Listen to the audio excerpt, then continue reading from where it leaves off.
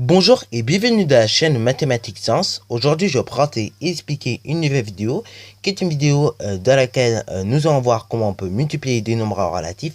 Et plus précisément, il s'agit d'une vidéo exercice. Nous allons voir en gros comment on peut effectuer ces multiplications-là ci-dessous. Alors là, donc, je te laisse mettre la vidéo en pause pour effectuer ces 6 multiplications-là. Et donc après, nous allons corriger et voir comment ça fonctionne pour la multiplication. Dans une autre vidéo, nous verrons également comment on peut effectuer cette fois-ci une multiplication où il y a plus de 2 facteurs. Parce que ici, tu vois bien qu'il n'y a que 2 facteurs. C'est fait exprès, c'est justement pour appliquer la règle des signes de base. Sur ce donc, correction. Alors donc là, la règle des signes, justement, j'en ai parlé, mais j'en ai pas trop parlé justement. Donc justement, rappelons vite fait, qu'est-ce que c'est que cette règle qu'est-ce qu'elle nous dit? Et justement, cette règle des signes qui est applicable pour la multiplication, mais à la fois également pour la division, ok? Et justement, c'est une règle qui nous dit quoi? Elle nous dit que tout simplement, le produit de deux facteurs de même signe est positif, alors que le produit de deux facteurs de signe contraire est négatif. Ok, c'est ça en gros que nous dit cette règle des signes. Donc je répète à nouveau, le produit de deux facteurs positifs de même signe, ok, voilà, ou négatif également, mais qui sont de même signe, est positif, alors que le produit de facteurs où justement les signes sont différents, est négatif. Ok, voilà. Voilà, donc nous allons appliquer tout simplement cette règle des signes pour effectuer ces 6 multiplications. C'est parti mon kiki. Donc là, moins 3 multiplié par moins 7, ça fait combien? Ça fait 21. Ok, règle des signes, nous avons multiplié nos parties numériques. 3 fois 7, ça fait bien 21. Et après donc, nous avons bien tout simplement 2 fois le même signe. Ok, donc 2 fois en moins ici. Ok, après donc, multiplication B. Donc moins 4 multiplié par plus 7, ça fait combien? Déjà, on peut déterminer le signe très rapidement. Nous avons un moins avec un plus, ça ne va pas ensemble, du coup ça donne moins. Et après, donc 4 fois 7, ça fait combien? Ça fait 28. Ok, donc là, en l'occurrence, ça fait moins 28. Maintenant, troisième multiplication C. Donc, moins 8 multiplié par 8, ça fait combien?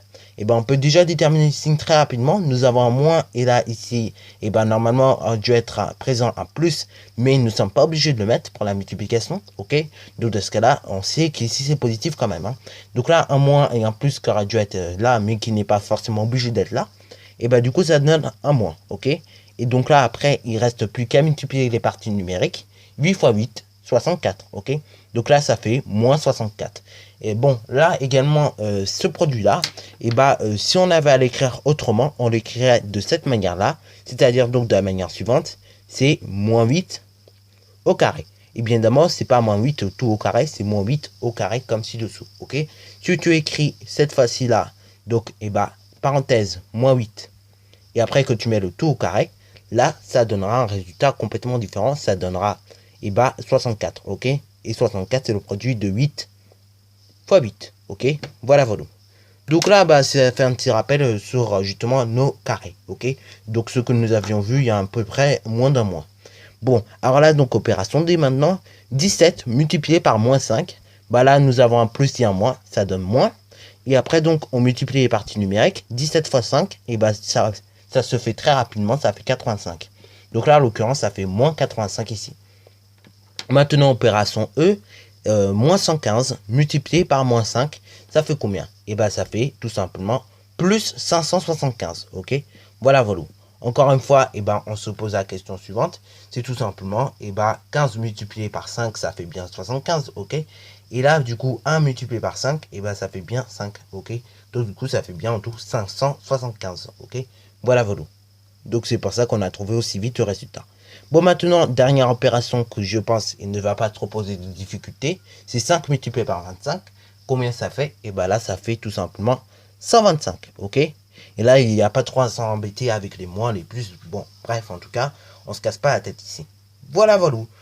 Sur ce, donc, c'est la fin de cette vidéo. Si tu as bien aimé, n'hésite surtout pas à liker, à commenter et bonne réussite à toi en mathématiques et en sciences.